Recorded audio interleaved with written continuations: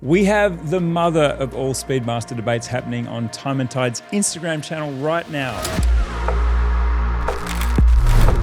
Would you rather the Amiga Speedmaster Professional white dial or the first Amiga in space new release with smoky blue, grey fume dial, photina on the indices? What a tough decision. We're going to get into it in this chat right now.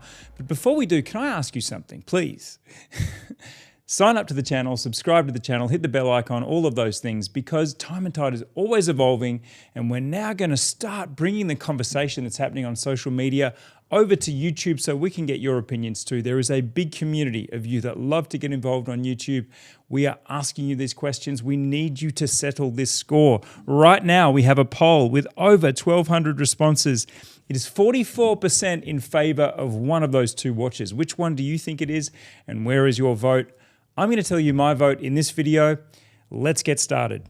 Firstly, let's talk about the white dial Speedmaster Professional. This was released by Amiga in November of last year in a way that is becoming customary for them. They are putting new watches on the wrists of ambassadors and then just quietly, stealthily having them walk around at an event like Daniel Craig did in November last year, wearing this watch, having watch journalists and collectors and aficionados freaking out as they try to identify watches that frankly haven't existed until these prototypes were unveiled in this stealthy way. That's how this watch first came to our attention just under a year ago, and it is still, for mine, the most desirable Speedmaster on the market right now, until the first Amiga in space came along with all of these vintage touches that have been so thoughtfully and technically handled, such as this sapphire crystal glass that's shaped like Hesselite, such as that photina on the indices that's so tasteful, so perfectly tuned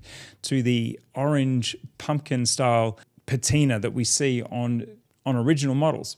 The question is, if you were entering the Speedmaster market right now, where do you put your money?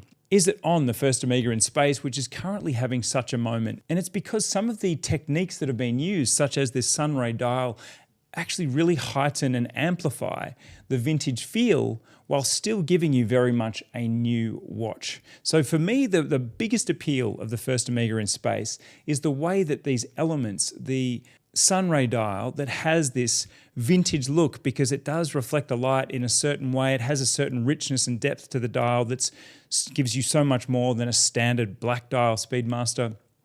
And then you have the indices that are the perfect tonality, that are perfectly color matched to the vintage patina indices of an original model, as well as the flat link bracelet, the closed case back, the stepped dial. There are many things in the first Amiga in space that are capturing people's attention and showing that Amiga is listening to people that want these watches to evoke some of the history through the way the watch comes to life. And then you have the Speedmaster white dial. What a surprise this was to see a white lacquer dial on a Speedmaster that has this punches of red text and the punch of red on the chronograph hand, but in particular the text on the dial, because of this lacquer technique, it really seems to float off the dial.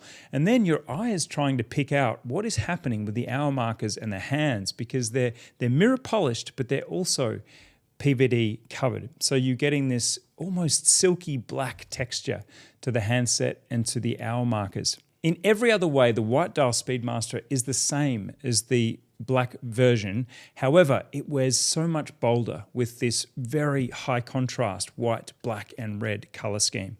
In terms of contemporaries for the white dial Speedmaster Professional, the obvious one to me is the Tudor Black Bay chronograph, which has the exact same color scheme. But if you put them side by side, you will see this is where the lacquer really makes an enormous difference to the translucency, the milkiness. There's something magical about this dial, and that is where my money is going. I am choosing out of these two the white dial Speedmaster Professional with those punches of color, with that lacquer dial. Again, you've got those traditional touches like the step dial, and then of course the way these super mirror polished and PVD coated hour markers and hands contrast against this milky, translucent white dial. That's my choice. What's yours? Tell me in the comments now. This is whatever this is, however this is settled, because right now I will tell you that the crowd are voting in favor of the new kid on the block. We have 56% of the vote, with 1,300 voters now towards the first Omega in space and 44% to the white dial. I'm in the minority. Where are you?